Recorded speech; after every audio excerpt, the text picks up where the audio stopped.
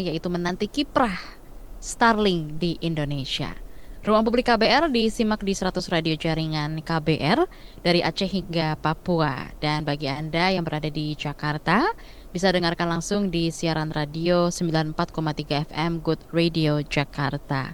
Tentunya kami juga akan mengundang Anda untuk ikut berpartisipasi, memberikan opini Anda dan juga komentar atau pertanyaan di ruang publik KBR pagi hari ini melalui telepon bebas pulsa di 0800 2457 893 atau juga WhatsApp di 0812 118 8181, juga bisa melalui kolom live chat komentar di channel YouTube Berita KBR.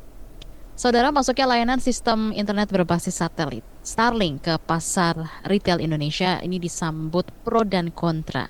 Bisnis internet berbasis satelit milik konglomerat Elon Musk ini mengandalkan konstelasi ribuan satelit kecil berorbit rendah untuk mengirim data dengan kecepatan tinggi. Tentunya Starlink ini juga dianggap sebagai solusi penyediaan layanan internet bagi daerah-daerah yang belum terjangkau kabel optik seperti daerah tertinggal, terdepan, dan terluar atau 3T. Nah, di sisi lain, kehadiran Starlink ini juga dikhawatirkan akan memicu persaingan tidak sehat di antara para penyedia layanan internet di dalam negeri. Bahkan ada isu masalah keamanan negara yang dikaitkan dengan kehadiran Starlink di Indonesia. Bagaimana nih mengoptimalkan manfaat Starlink ini dan meminimalkan dampak negatifnya? Dan regulasi yang seperti apa sih yang harus dibuat? Kita akan bahas bersama di ruang publik KBR bersama dengan Ibnu Dwi Cahyo, pakar keamanan data pribadi dan juga founder Cybersehat Indonesia. Lalu bersama juga dengan Ono W. Purbo, praktisi teknologi informasi. Selamat pagi Pak Ibnu, Pak Ono. Pagi. Halo, selamat pagi Naomi dan Pak Ono. Terima kasih sudah hadir di ruang publik KBR pagi hari ini dan semoga dalam keadaan sehat semua ya. Baik, seperti apa nih Anda berdua melihat perdebatan hangat terkait beroperasinya Starlink di Indonesia ini? Silakan dari Pak Pak Ibnu Ono dulu. terlebih dahulu. Oh, Boleh saya. dari Pak Ibnu dulu. Silakan, mana dulu nih? Pak Ibnu aja, Pak Ibnu. Oke, Oke. silakan. Terima kasih nih Pak Ono. Saya sebagai junior duluan. Nggak apa-apa. Untuk melihat ramenya Starlink ini perspektifnya banyak ya. Kalau dari perspektif kita sebagai konsumen seneng-seneng aja. Karena apa yang ditawarkan oleh Starlink itu kalau dilihat dari sisi konsumen ya, ada kemudahan. Lalu kecepatannya yang luar biasa. Meskipun dulu Starlink kan menjanjikan sampai 1 GB per second. Wow. Ya, tapi kalau kita lihat ya di tanah air itu ya bisa 200-300 megabit per second itu udah oke banget kayak gitu. Dan itu kan mobile ya bisa dibawa kemana-mana. Dan ya kalau dihitung per bulan 700-750 memang itu kerasa mahal untuk sebagian besar masyarakat kita. Tetapi ya value-nya itu luar biasa kayak gitu ya. Bahkan untuk misalnya kita pakai di perkantoran saja itu udah oke banget. Misalnya kita punya kantor yang nggak di dalam gedung ya. Kita punya kantor yang di mungkin belakang gedung ya. Kita nyewa rumah kayak gitu atau ruko. Itu oke banget seperti itu.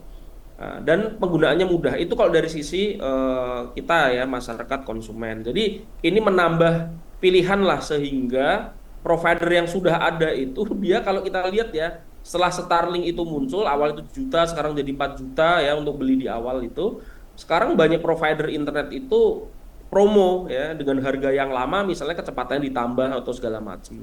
Jadi ini mendorong persaingan yang ya luar biasa. Kalau dari sisi konsumen merasa diuntungkan lah. Cuman kalau dari sisi provider mungkin ya ini mereka merasa Starlink ini masuk nggak ada investasinya sama sekali. Ya kalau kita lihat di berita cuman menyerap 3 tenaga kerja, investasi hanya kurang lebih 30 miliar. Ya kalau dibandingkan dengan para provider yang masang BTS di sana sini, ya itu kan cukup cukup menguras biaya. Lalu juga kan pemerintah sudah ada program Palapa ya backbone-nya Ya. dari Sabang sampai Merauke yang sudah diselesaikan beberapa tahun yang lalu. Nah ini apakah nanti akan kepakai atau tidak? Nah ini yang mulai mencuat ke publik dari sisi provider ya di pemerintah saja kita juga lihat kayaknya juga Pak Luhutnya mengarah ke Starlink. Nah, ada sisi lain juga ada yang melihat ini mungkin akan membuat ya persaingan menjadi apa ya, ya kurang kurang fair gitu untuk beberapa pihak. Ya ini sebenarnya sama lah kayak kayak di persaingan di mobil listrik ya, saat Hyundai masuk, mohon maaf saya sebut merek, di Hyundai masuk mau jualan mobil listrik harus buat pabrik, tiba-tiba sekarang mobil-mobil Cina ya BYD segala macam itu masuk CBU tanpa buat pabrik. Ya kurang lebih sama lah seperti itu. Nah, cuman kalau dari sisi konsumen ya kita seneng-seneng saja. Nah, kalau dari sisi keamanan ya, ya ini juga menjadi perdebatan karena sampai sekarang ya pemerintah menganggap kalau jaringan Starlink ini pemerintah nggak punya akses.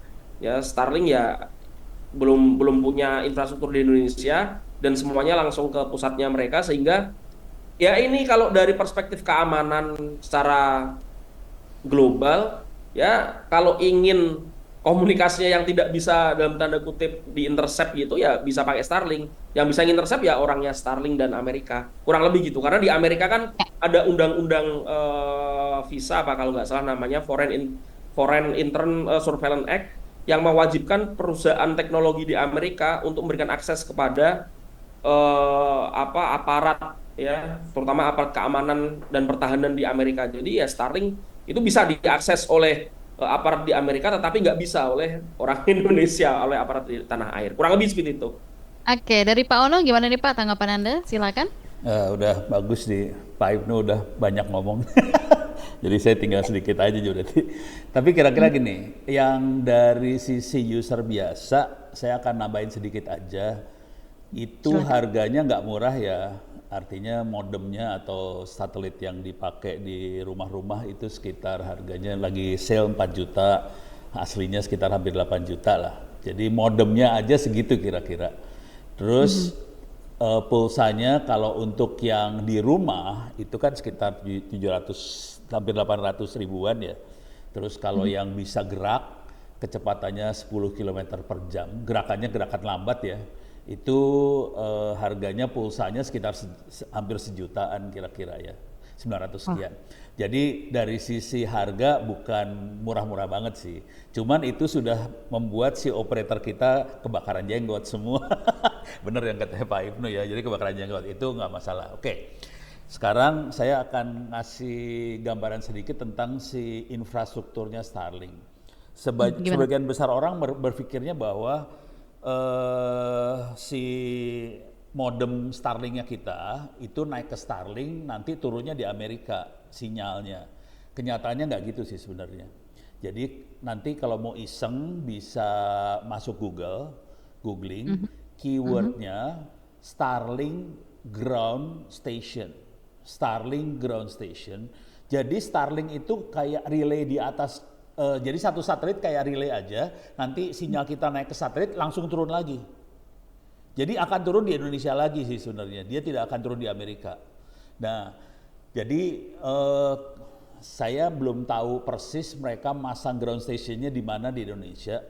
Cuman selentingannya katanya di daerah Bogor, katanya, tapi nggak tahu. Jadi mereka harus pasang beberapa karena jarak jangkaunya sekitar 500-700 kilometeran per satelit.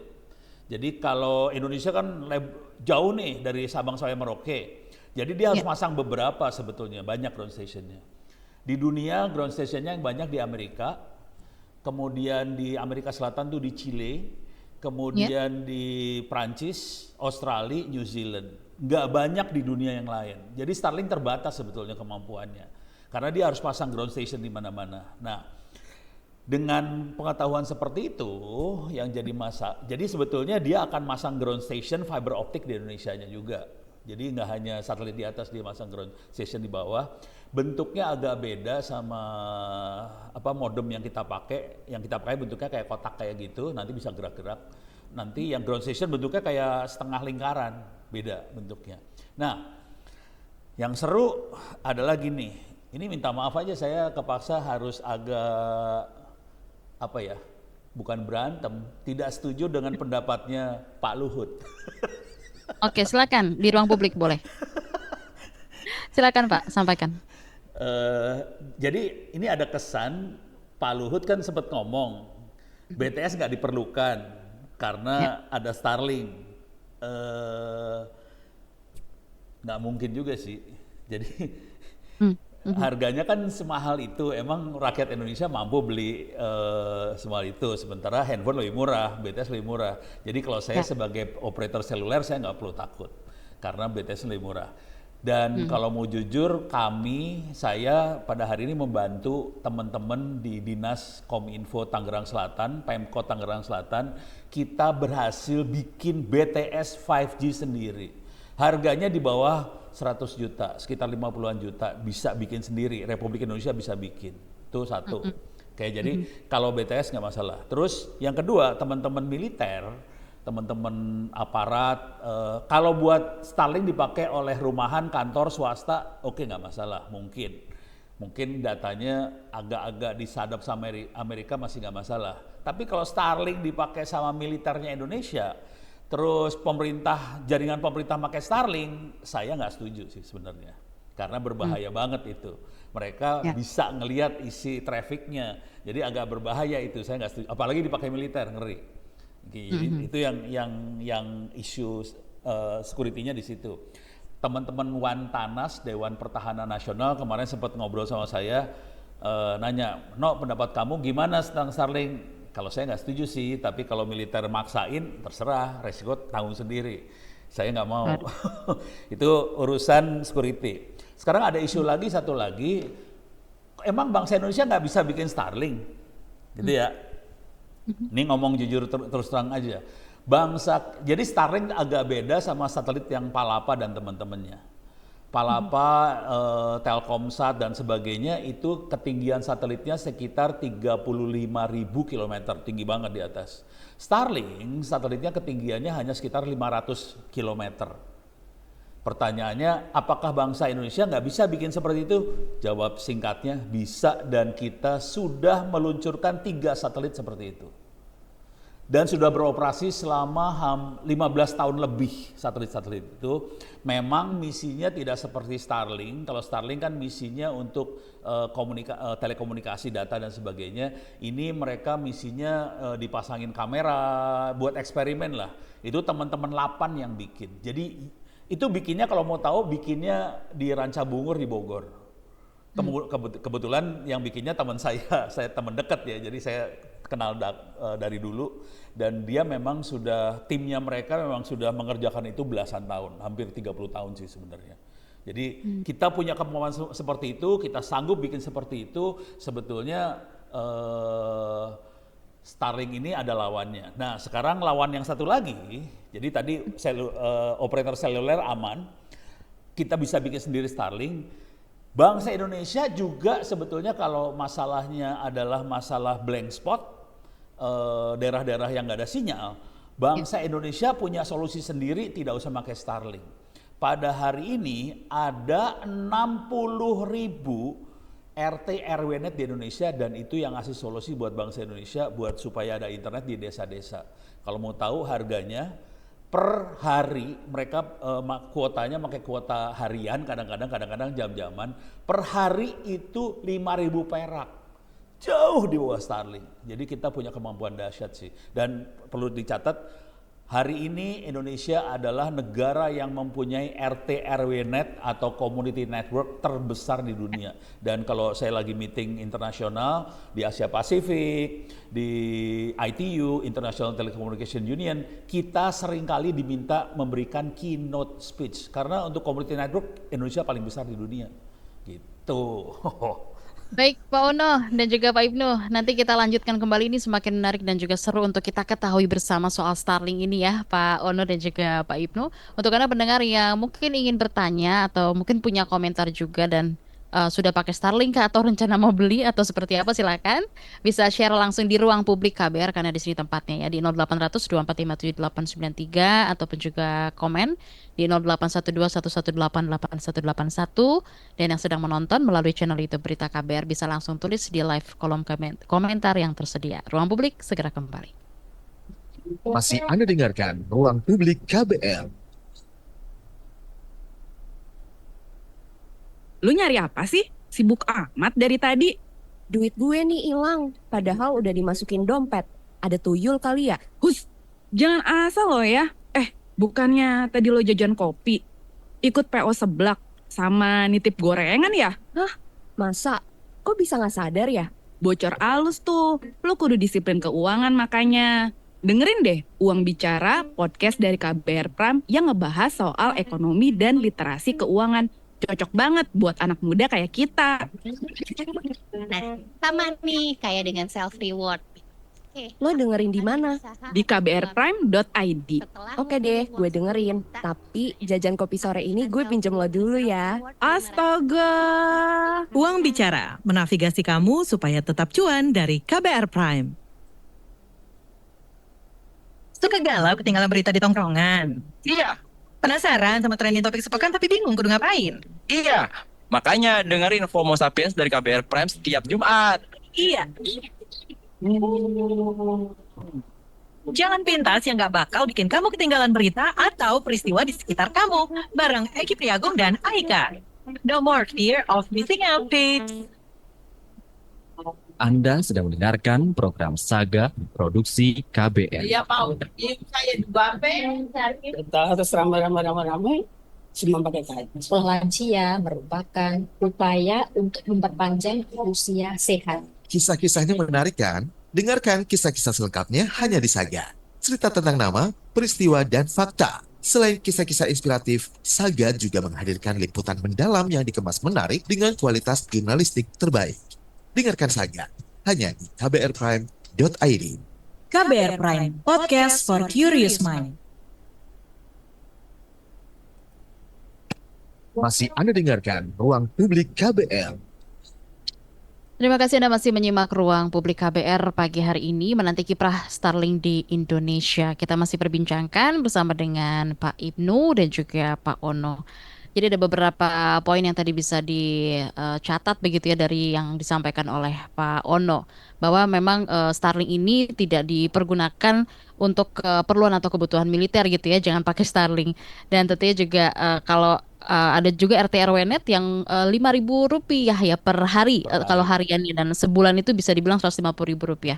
Nah sebenarnya dengan apa yang tadi disampaikan poin-poin oleh Pak Ono dan juga Pak Ibnu, apa sih yang masyarakat sebenarnya harus tahu soal Starlink begitu Pak Ibnu, terutama bagi pendengar atau masyarakat yang sudah membeli begitu kan, atau memang ngerasa FOMO aja, jadi harus punya juga biar bisa eksistensi di dunia maya, kasih tahu juga.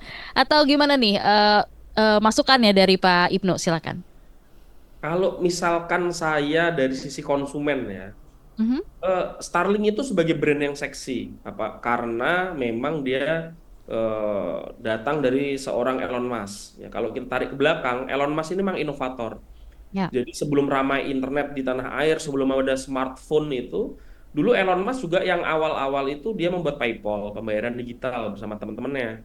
Lalu dia juga punya Solar City, lalu dia juga ada Tesla, ya. Lalu sebelum ada Starlink ini kan dia buat SpaceX. Jadi SpaceX ini dia backbone-nya Starlink. Kalau Starlink internetnya, SpaceX ini satelitnya. Ya, dia sampai sekarang dia kurang lebih 3.000-an satelit kalau tidak salah. Mungkin nanti tolong dikoreksi Pak Ono kalau jumlahnya salah, ya. Karena memang dia punya target di seluruh dunia, dia ingin satelitnya SpaceX itu sekitar 30.000-an ya, mungkin sampai 40.000-an di seluruh dunia, ya. Dari para pihak yang mungkin kontra ya dengan Starlink, memang melihat Starlink ini sebagai proyek jangka panjang pertahanan. Nah, itu yang memang mungkin itu akan sulit dimengerti oleh masyarakat, oleh konsumen. Jangka panjang itu Starlink adalah proyek pertahanan, dan itu semakin terlihat misalnya saat di Ukraina, ya, saat internet diputus semuanya oleh Rusia, memang akhirnya pihak Ukraina memakai Starlink. Itu yang menjadi akhirnya pembenaran bahwa Starlink ini jangka panjang adalah proyek pertahanan seperti itu. Tetapi kalau kita kembali pada kepentingannya konsumen yang individu ya, konsumen masyarakat ya, bukan yang tadi seperti militer, aparat kepolisian ataupun kementerian lembaga negara, yang perlu kita ketahui memang ya Starlink ini kalau misalkan dikomparasi dengan provider-provider yang ada, kalau dari sisi konsumen itu benefitnya lebih banyak didapat yang mana? Misalnya tentang layanan purna jualnya lah, after sales-nya. apakah kalau Starlink ini mengalami error seperti itu harus menghubungi kemana kayak gitu. Kan Amerika jauh banget. kalau kita cek media sosialnya juga kita masih bingung. Ini kalau ada error, kita hubungin siapa? Kalau provider-provider lokal kan, misalnya IndiHome, ya, terus ada Biznet, itu kan jelas. Oke, kalau error kita telepon ke sini, entah sehari, entah di hari yang sama atau 2 hari lagi akan datang tenaga SDM yang akan mengecek dan memperbaiki. Kalau dari sisi konsumen seperti itu. Lalu dari kecepatan apakah, kan kita belum tahu apakah ini nanti dalam sebulan 2 bulan kecepatannya stabil atau tidak. Oke, memang kemarin dites oleh banyak YouTuber kecepatannya bisa 200 sampai 300 Mbps. Bahkan di atas gunung segala macam stabil lah. Kita belum tahu nanti konsumen itu kalau mengalami yang namanya trouble, ini siapa? Harus menghubungi siapa? Ini kan belum jelas. Ya, hal-hal ini yang seharusnya pemerintah tuh clearkan dulu dengan Starlink. You mau buka bisnis di Indonesia, tapi after sales layanan purna jualnya nggak jelas, ini kan seperti apa ya? Masyarakat itu dikorbankan gitu. Masyarakat membeli sesuatu, berlangganan sesuatu, tetapi layanan purna jualnya ini nggak jelas lah. Ini ya kalau dari sisi pelayanan terhadap konsumen ini bisa melanggar undang-undang juga karena nggak jelas gitu layanan purna jualnya seperti itu. Itu yang harus menjadi pertimbangan masyarakat sebelum akhirnya membeli dan atau berlangganan atau tidak Starlink seperti itu, Naomi. Oke, Pak Ono, disebutkan Starlink ini bisa jadi solusi gitu ya layanan internet untuk daerah 3T tadi seperti yang disebutkan juga di awal. Tapi apakah daerah-daerah ini memang bisa nih Pak jadi pasar bagi Starlink atau memang ternyata yang punya potensi jadi pelanggan itu malah adanya di perkotaan nih Pak dengan harga yang mungkin lebih terjangkau bagian di perkotaan begitu ya. Ini gimana Pak Ono? Oke, terima kasih Naomi. Gini, dengan harga 800 sampai sejutaan per bulan yang kalau perorangan berapa urusannya, apalagi daerah 3T. Ini boleh nggak saya keluar pikiran jahat, nggak apa-apa ya? Nggak apa-apa Pak, jahat baik semua keluarin aja di ruang publik. Silakan. Ya, publik harus tahu Pak, silakan. Ini pikiran jahat di antara teman-teman sih, cara berpikirnya sederhana. Internet akan murah kalau kita tethering ke tetangga. Kalau kita punya HP, terus kita tethering, jadi kita internet rame-rame kan. Teknik yang dipakai seperti itu. Jadi ada satu langganan Starlink 1 juta misalnya. Terus dibagi ke misalnya 20 rumah. Ya sudah, masing-masing rumah cuman bayar 50.000. Oke. Cuman Jadi itu caranya ya. ada cumannya dulu dong. Apa nih Pak? Kalau katanya Kominfo, ini melanggar hukum katanya. Oke, baik. Secara teknologi kayak gitu tekniknya gitu. Jadi ada satu yang langganan mahal terus dibagi satu kampung gitu. Jadi itu yang kita lakukan sih. Kira-kira kayak gitu. Jadi kalau pertanyaannya cocok nggak buat 3T? Bisa. Tapi caranya harus kayak gitu. Kalau perorangan berapa? Ya. Gitu. Ya kali ini seperti itu. Oke, Pak Ono, di X kan ada bilang kalau Starlink ini juga akan menguntungkan jasa layanan internet yang dibangun secara swadaya gitu oleh warga. Kayak tadi. Ya layanan internet ISP gitu ya yang dikenal dengan RT RW-nya jelaskan. Bisa dijelaskan lagi nih Pak lebih dalam kenapa? Jujur, ini dari 60.000 saya kan posting di Twitter dan sebagainya. Jadi teman-teman di daerah itu ngomong terus terang, iya Pak, kondisi Indonesia hari ini kalau kita tergantung sama operator seluler, kita tergantung sama Telkom dan teman-temannya, mereka seringkali tidak menjangkau desa. Jadi jujur dengan adanya Starlink ini desa jadi terjangkau nih ceritanya. Cuman kalau kita beli apa adanya buat perorangan aja, jadi kita punya masalah. Jadi teknik yang dipakai ini modem Starlink. Kan ada colokannya nih, colokan internetnya. Colokan internetnya disambungin ke WiFi atau ke LAN buat nyambung ke tetangga. Jadi tekniknya seperti itu aja. Kalau buat teman-teman yang lagi dengerin, masuk ke Google, tulis RT RW Net. Banyak yang dagang tuh, gimana cara nyebarin ke tetangga. Ini subversif ini Ono ngomongnya. It's okay. Oke, Pak Ono, terima kasih itu beberapa tips ya dari Pak Ono ya, bisa dicoba pendengar. Oke, Pak Ibnu, sebenarnya Starlink ini kan sudah masuk Indonesia sejak 2022 lalu gitu ya, tapi saat itu memang Starlink bekerja sama dengan PT Telkom Satelit Indonesia, Telkomsat, anak usaha BUMN PT Telkom Indonesia yang memang menyediakan layanan satelit. Dan sekarang bisnis Starlink itu juga langsung ke pelanggan. Nah, kalau dari sisi pelayanan internet, seperti apa nih Anda melihat peralihan bisnis Starlink yang dulunya bisnis ke bisnis, sekarang jadi langsung ke pelanggan? Oke, itulah itu tadi yang saya sampaikan. Layanan pernah jual ke masyarakatnya itu bagaimana? Karena itu Hmm, kan termasuk kalau nggak ada kan itu melanggar undang-undang perlindungan konsumen seperti itu. Nah, jadi sebenarnya sama seperti misalnya kalau ada impor ya, ada impor mobil ya, yang itu sifatnya CBU itu dikenakan pajak yang sangat-sangat tinggi ya karena ya mereka tidak membuka misalnya nggak ada pabrik, nggak ada layanan, dirasa layanan purna jualnya itu kurang kurang maksimal sehingga kena pajak yang cukup tinggi. Nah, kita lihat nanti ke depan ini Starlink seperti apa. Ya, ini yang sama sekali belum dibahas di berbagai media dan masyarakat juga sepertinya kena hype-nya karena brandnya Elon Musk ya. itu. Brandnya Elon Musk nih keren segala macam, apalagi di endorse sama Pak Luhut ya kan. Ini harusnya juga menjadi apa menjadi perhatian ya. Kita sih berharap YLKI juga ikut bersuara. Ini Hmm. after sales-nya untuk Starlink ini seperti apa? Ya masa kita udah beli modemnya 4 juta, 8 juta, bulanannya 800, sejuta, tiba-tiba ada error terus kita cuma diem aja. Masa kita harus lapornya langsung nge-tweet di X ya Pak Ono ya? Nge-tweet di X, lapor ke Elon Musk ya. Emang Elon Musk nanti yang langsung nyuruh orang Indonesia ini kan nggak jelas jadinya. Ya, Ya. minimal ada kantor lah kayak gitu, ada kantor ya, lalu ada apa, ada karyawannya sehingga jelas nanti kalau ada error ini seperti apa. Ini kan sebenarnya sama seperti kita sama Facebook sama WhatsApp ya, meskipun ada kantor perwakilannya di Indonesia itu kan ya nggak ada isinya, tetap kalau ada apa-apa kan ke Singapura, kita pakai WhatsApp, tiba-tiba WhatsApp kita diambil orang, Hmm. WhatsApp kita dihack orang, kita mau lapor untuk ngambil itu kan susah sekali kayak Ya. gitu ya, kecuali kita ngerti alurnya oke. Atau WhatsApp kita tiba-tiba nggak ada masalah kena ban padahal WhatsApp bisnis ya, Facebook kita hilang segala macam atau fanpage Facebook kita hilang, kita nggak bisa lapor kayak gitu loh, padahal sekarang WhatsApp itu sudah jadi kebutuhan primer untuk komunikasi, tapi nggak ada kantor perwakilannya di Indonesia. Itu sama dengan Starlink, kita udah bayar mahal-mahal tetapi ini nggak ada sampai sekarang, kita cek kayaknya belum ada sama sekali, sehingga ini harus jadi perhatian dong.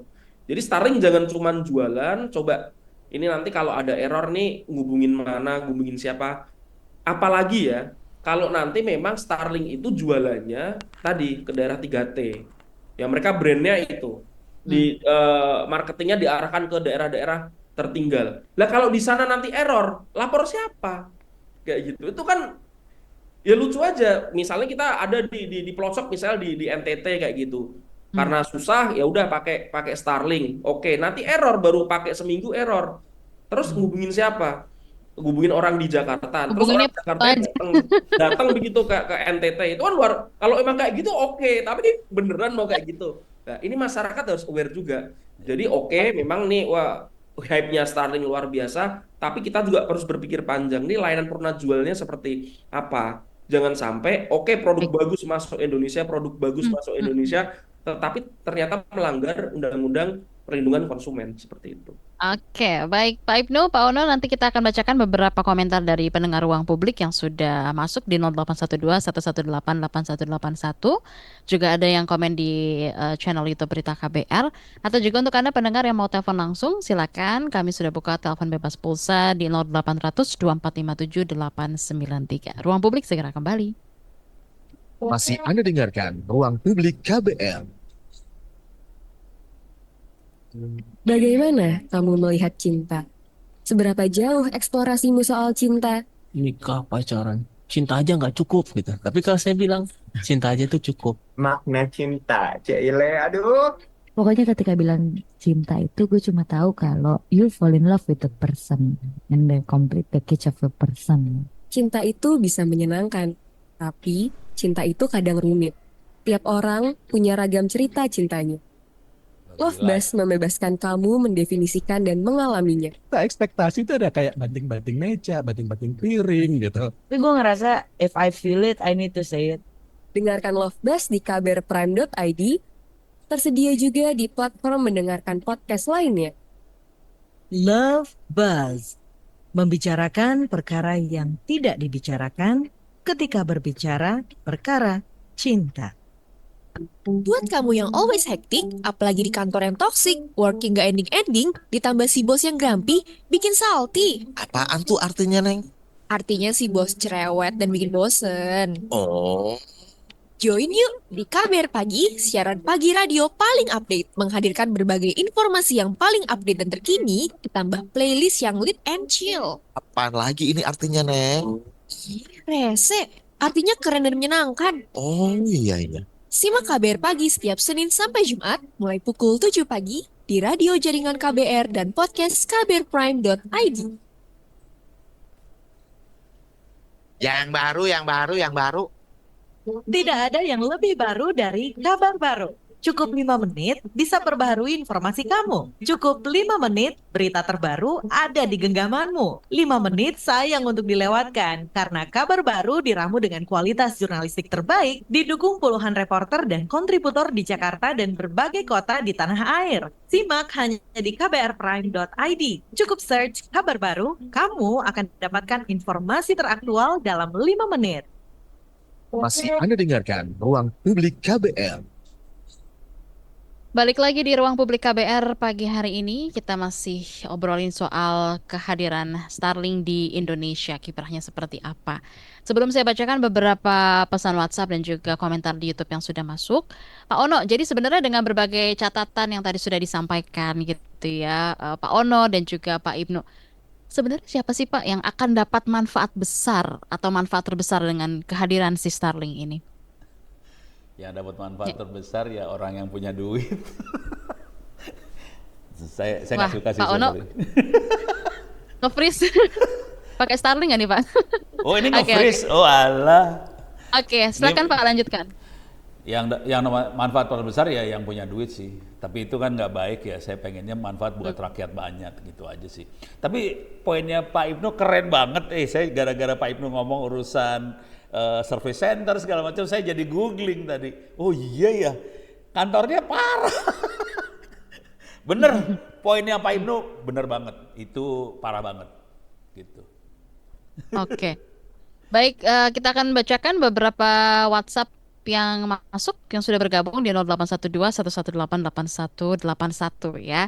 Mohon disimak Bapak-Bapak. Yang pertama dari YouTube dulu saya akan bacakan. Oke. Sebentar. Ya. Yang pertama dari Muratek. Ini di channel YouTube Berita KBR. Selamat pagi, ingin bertanya, misal sumber internet dari BTS buatan Indonesia di daerah terpencil menggunakan Starlink, apakah bisa? Kemudian satu lagi dari Rivo Yubara, layanan telco lokal juga sering langgar hak konsumen. Layanan nggak sesuai dengan yang dibayar, supportnya jelas payah. Berikutnya dari WhatsApp saya akan bacakan satu terlebih dahulu. Dari Jakarta ada Ibu Tami, saat ini seperti apa PR yang masih harus diselesaikan pemerintah dan juga penyedia layanan internet di tanah air terkait layanan mereka dan juga keamanan data para pelanggannya. Silakan dari Pak Ono dulu, lalu Pak Ibnu, mohon ditanggapi. Tadi lupa pertanyaannya. Oke, baik saya ulangi ya, mohon disimak. Dari Muratek, buatan Indonesia BTS misal di daerah terpencil menggunakan Starlink, apakah bisa? Ya itu dulu Pak, silakan. BTS, kalau secara teknologi BTS itu tersambung ke sentral telepon, kita nyebutnya core network. Nah, kalau pakai SIM card punya operator, apakah itu Telkomsel dan teman-temannya, itu BTS-nya harus nyambung juga ke core networknya Telkomsel. Kalau lewat jaringan Starlink berarti dia harus muter ke Amerika dulu, nanti balik lagi lewat internet dari Amerika ke Indonesia, masuk ke sentral Telkomsel. Dan ini tidak tidak apa ya, tidak efisien lah kalau pakai teknologi pola seperti itu.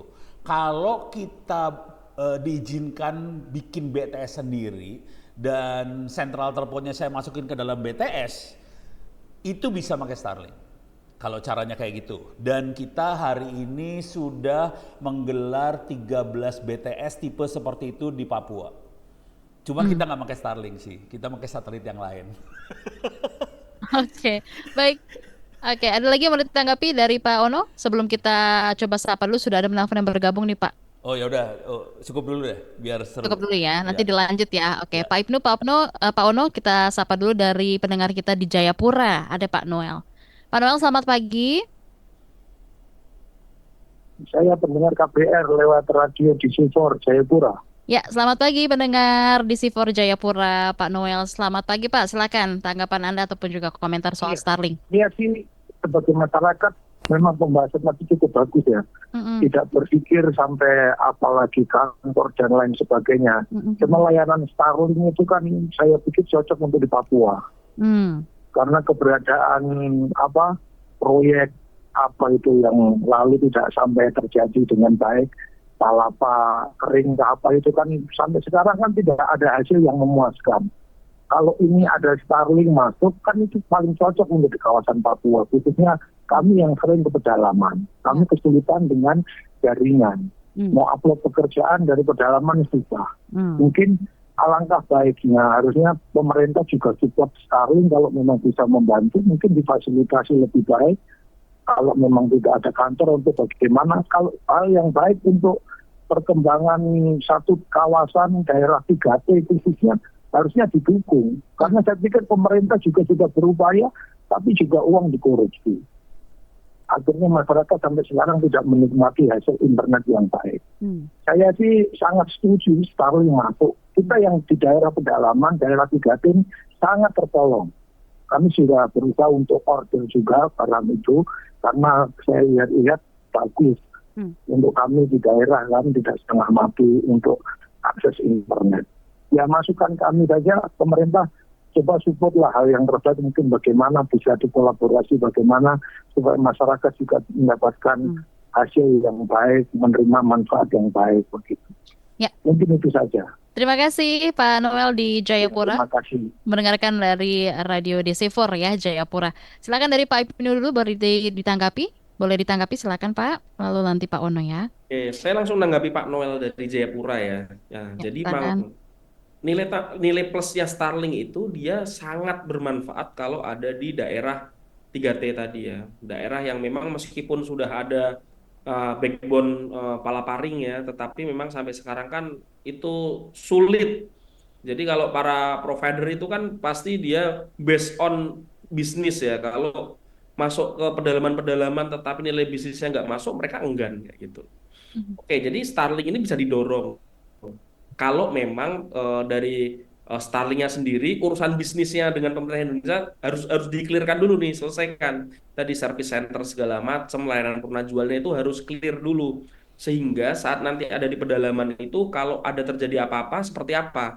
Masyarakat misalnya ini di Jayapura atau di Tembagapura. Kalau Tembagapura aman lah ya, sudah ada report seperti itu. Di daerah Papua sana, kalau mengalami error segala macam itu bagaimana? Itu layanannya itu seperti apa? Karena ini bukan yang murah, tetapi saya sepakat tadi dengan Pak Noel, itu sangat-sangat membantu masyarakat di daerah yang tidak terjangkau sinyal sama sekali, apalagi fiber optik seperti itu. Prinsipnya kita kalau memang Pak Noel dan kawan-kawan melihat Starlink itu sebagai solusi, ya mungkin bisa dicoba. Ya, sekalian nanti mungkin kapan-kapan nanti KBR bisa kontak-kontak sama Pak Noel bagaimana Starlink setelah sebulan 2 bulan. Oh, itu kan menarik juga itu penggunaan Starlink langsung di daerah Papua sepertinya sangat-sangat menarik. Nah, lalu ada pertanyaan tadi ya terkait internet provider selain Starlink sekarang kurang bagus ya. Kita harapannya dengan hadirnya Starlink yang mungkin itu bisa melecut ya agar para provider ini memberikan layanan yang luar biasa, yang harus ditingkatkan. Kita lihat ada beberapa provider, saya nggak enak sebut mereknya, kadang internet itu lemot bermasalah bisa sampai seminggu, beberapa hari. Nah, itu cukup mengganggu sehingga kehadiran Starlink ya, itu masyarakat itu sempat memikirkan pasti. Ini aku bayar 400-500 ribu, Worth it nggak nih? apa kok lemot-lemot gini ya gitu. Misalnya saya pakai salah satu software apa software yang cukup cukup menguras data dari Amerika, itu kalau pakai provider biasa itu nggak bisa buka karena saking beratnya web tersebut ya. Harus harus memakai apa colok kabel internet sehingga baru dia bisa buka. Kalau pakai wifi biasa kurang ngangkat ya gitu lah. Ya, hal-hal seperti itu harus juga dipikirkan gitu. Kecepatannya kadang-kadang kita cek cuman 2 Mbps, kadang cuman 1 Mbps. Itu kan sangat sangat sangat mengecewakan kayak gitu. Lalu kalau terkait bagaimana perlindungan data pribadi yang provider-provider tersebut, ya karena mereka nantinya ini kan ada Undang-Undang Perlindungan Data Pribadi 17 Oktober 2024 berlaku. Nah, kita nanti akan lihat apakah Undang-Undang Perlindungan Data Pribadi itu bisa comply dengan baik terhadap para pebisnis internet provider ini, termasuk Starlink. Kayak gitu. Seharusnya kan Undang-Undang Perlindungan Data Pribadi di tanah air kan sama kayak yang ada di Eropa. Ya, kalau ada data pribadi kita yang misalnya bocor lewat jaringan Starlink misalnya bocornya di Amerika, kita juga bisa menggunakan itu sebagai instrumen untuk melakukan tuntutan ya gitu. Jadi undang-undang data pribadi ini nanti juga bisa kita tes kayak gitu. Apakah sepowerful itu sama dengan undang-undang data pribadi di Eropa? Ya kurang lebih seperti itu, Naomi. Sebelum kita ke Pak Ono, tanggapannya saya baca satu WhatsApp dulu biar sekalian ditanggapi ya oleh Pak Ono dan juga Pak Ibnu. Dari Tomohon Sulut ada Pak Hengki Wongkar. Apa Starlink tidak mengancam keutuhan NKRI? Itu tambahannya. Silakan ditanggapi dulu beberapa komentar tadi Pak Ono. Oke, yang yang dari Tomohon tadi dari Sulawesi ya. Ya, Kalau betul. jawaban singkat saya bisa mengancam karena kita jadi tergantung pada Amerika.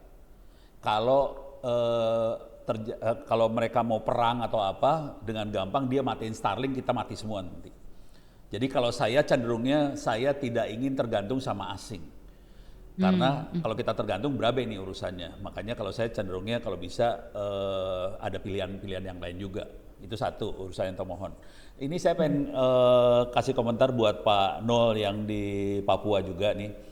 Pak Nol dan teman-teman yang lain juga, kalau memang tidak ada pilihan, terutama di daerah 3T atau di hutan segala macam, kalau memang tidak ada pilihan terpaksa pakai Starlink, ya udah pakai Starlink.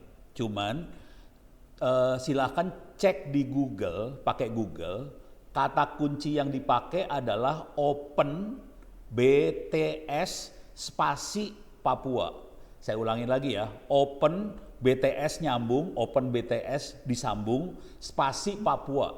Itu adalah BTS yang dioperasikan oleh teman-teman di Bogendini, di sekitar 7 jam dari Wamena, di pegunungan, di Papua. Mereka sudah beroperasi sekitar 9 tahun hari ini.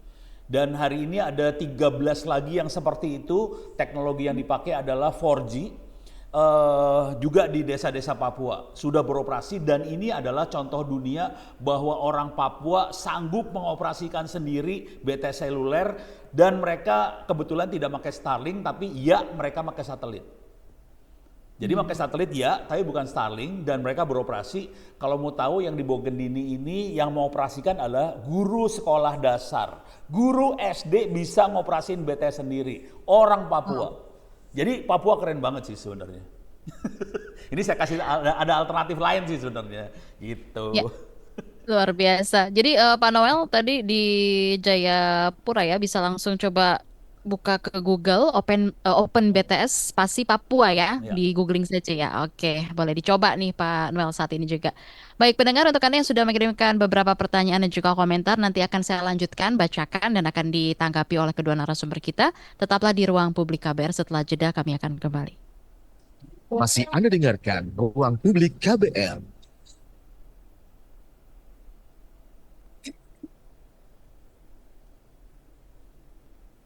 Yakin, cukup teh doang.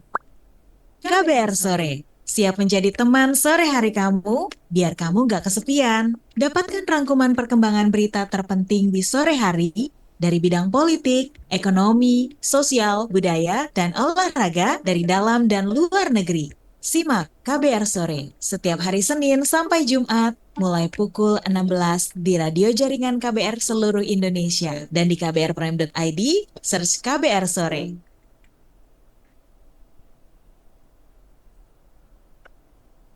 Satu kata yang mendeskripsikan cinta, respect. Jahat. Selfless. Komunikasi. Itu kata mereka soal cinta. Dengarkan Love Buzz di kbrprime.id. Tersedia juga di platform mendengarkan podcast lainnya. Love Buzz. Membicarakan perkara yang tidak dibicarakan ketika berbicara perkara cinta. Lah, ini anak kenapa? Gue diputusin Reyhan. Aduh, yang sabar ya, Ndi. Saran gue, biar nggak terlalu kecewa, kalau jatuh cinta, jangan terlalu mendalam deh. Biar Saga aja yang mendalam. Ih, apaan sih lo? Kok jadi bawa-bawa Saga? Siapa sih Saga? Kepo, makanya kenalan. Saga, cerita tentang nama, peristiwa, dan fakta. Saya siap untuk membuat perubahan. Pasti ujungnya mati. Anggap yang lain. Saga menghadirkan kisah-kisah inspiratif, cerita tentang nama, peristiwa, dan fakta. Hasil liputan mendalam yang dikemas menarik dengan kualitas jurnalistik terbaik. Dengarkan Saga di podcast KBR Prime dan di program Buletin Pagi setiap pukul 6 waktu Indonesia Barat di radio jaringan KBR di seluruh Indonesia. Masih Anda dengarkan Ruang Publik KBR. Kita lanjut lagi di Ruang Publik KBR pagi hari ini, dan ini adalah segmen terakhir ya. Jadi bagi Anda yang belum sempat mendengarkan siaran pagi hari ini, bisa mampir ke podcast kbrprime.id kemudian pilih Ruang Publik. Pak Ibnu dan juga Pak Ono, sebelum saya bacakan beberapa WhatsApp yang masuk, sudah ada penelpon lagi yang bergabung. Kali ini dari Bekasi ada Pak Hartato. Selamat pagi Pak Hartato. Terima kasih, selamat pagi Kak Naomi. Ya, silakan selamat pagi, Pak, komentar Ono Anda. dan Pak Ibnu, selamat pagi. Berhubung udah dikit lagi ininya, saya langsung kebut saja ya. Boleh Pak, silakan. Kak Naomi. Yang pertama, Bapak-Bapak semua menyemangati programnya Bapak-Bapak semua. Cuman pertanyaan saya menjadi kayak agak bertolak belakang, nggak apa-apa ya, justru karena kesempatannya bertanya sekarang. Yang pertama, Bapak menyimak dari segmen yang satu tadi yang dipaparkan semua, apakah memang tampaknya yang baru datang ini akan menggarap yang belum digarap oleh provider kita yang memang garapnya sektor bisnis seperti itu, sementara dia main di yang 3T aja. Pertanyaan nakalnya menjadi, kalau jangka panjang barangkali seperti yang Pak Ono dan Pak Ibnu tadi sampaikan, tapi kalau jangka pendek apa dia harus bakar uang dulu sekian lama di negara orang? Itu yang pertama. Ya, yang kedua,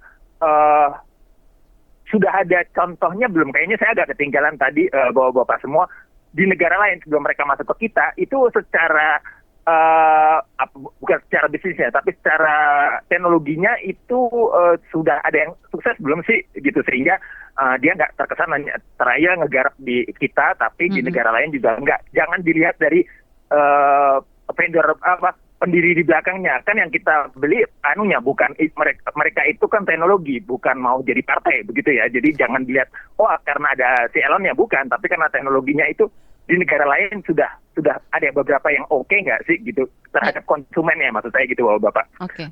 Terakhir ketiga adalah kalau sudah tadi yang sudah ada yang spesialis lokal kita menggarap bisnisnya itu, kemudian yang baru masuk ini menggarap yang 3T yang nggak digarap oleh lokal kita, kemudian sudah dengan segala hormat Pak Ono tadi sudah mainin yang udah lama, yang main recehan 5.000-an. Ketiga ini sudah digarap, masih ada sisa-sisa yang belum tergarap nggak Pak blank spotnya secara untuk untuk teknologi ini begitu, sehingga apa sudah komplit semua nih garapannya, apa masih ada yang blank spot untuk area kita keluas ini. Itu aja Bapak-Bapak, sukses selalu. Terima kasih banyak Kak Naomi. Selamat pagi. Selamat pagi Pak Hartato di Bekasi. Silakan Pak Ono, sebelum pamit boleh ditanggapi terlebih dahulu beberapa pertanyaan yang sangat mendalam dari pendengar kita ya Pak Hartato, silakan. Pak Hartarto, pertanyaannya keren banget, ini susah jawabnya. Tapi jawaban singkat saya kira-kira gini, segmennya si Starlink ini kan segmen atas sih sebenarnya. Jadi kalau ditanya apakah dia akan menutupi semua, akan dia menjadi solusi untuk semua keperluan kita untuk menutupi blind spot, jawaban singkat saya kemungkinan besar enggak. Karena blind spot kita itu kemampuan daya belinya 5.000 perak per hari. Jadi itu tidak mungkin ditutupi oleh si Starlink, itu yang pertama. Jadi oke, Starlink mungkin jadi solusi untuk wilayah 3T yang kaya raya, di subsidi pemerintah mungkin bisa. Tapi kalau menutupi semuanya kemungkinan besar nggak bisa karena kemampuan kita daya belinya sekitar Rp5.000 per hari. Kira-kira itu. Sisanya pertanyaannya saya lupa lagi. Oke, baik. Mungkin bisa disambung dari Pak Ibnu. Tanggapannya Pak, silakan. Oke, jadi kalau Starlink di negara lain ya, kurang lebih ya sama lah. Mereka juga karena sudah beroperasi ya sejak tahun 2001 misalnya, itu kan ada di Amerika dan di Kanada. Cuman dulu mereka kan menjanjikan itu Starlink itu hadir sebagai internet murah. Waktu pertama kali keluar tuh menjanjikan internet murah dengan kurang lebih nggak sampai Rp100.000 kita bisa mendapatkan kuota 1.000 giga per bulan dan kecepatan 1 GB per second. Cuman setelah berjalan sepertinya Elon Musk berhitung dan itu tidak reliable ya. Dan akhirnya ya kurang lebih seperti sekarang lah. Per bulannya ada yang $70, ada yang $100 seperti itu. Jadi harganya memang yang kurang lebih sama, tetapi sepertinya di Indonesia ini termasuk yang mungkin lebih murah kalau dibandingkan dengan di negara lain ya. Mungkin Elon Musk juga melihat kemampuan dan daya beli yang ada di tanah air, tetapi kurang lebih sama. Memang masalah yang kalau kita lihat di pemakai Starlink itu adalah terkait purna jualnya. Jadi itu yang memang juga pemerintah Indonesia perlu melihat, berkaca dari negara lain kalau ada masalah-masalahnya purna jual ini menjadi salah satu PR-nya Starlink kayak gitu. Karena Starlink ini dia memposisikan dirinya itu sebagai startup ya, umumnya startup itu aplikasi dia ya nggak ada kantor perwakilan segala macam. Tetapi kan ini dia jualan barang juga, jualan jasa di sini yang harganya juga cukup mahal. Lalu kalau terkait tadi masih ada blank spot, ya tadi sudah disampaikan oleh Pak Ono, ya kehadiran Starlink itu memang bisa aja menjadi solusi untuk daerah 3T. Tetapi karena ada aturan tadi, kalau Starlink-nya satu dibagi 20 rumah, kayak gitu misalnya, itu kan melanggar hukum. Tapi kalau itu dilakukan, misalnya dengan pengecualian, tapi kayaknya nggak ada deh pengecualian itu jadi solusi itu di 3T.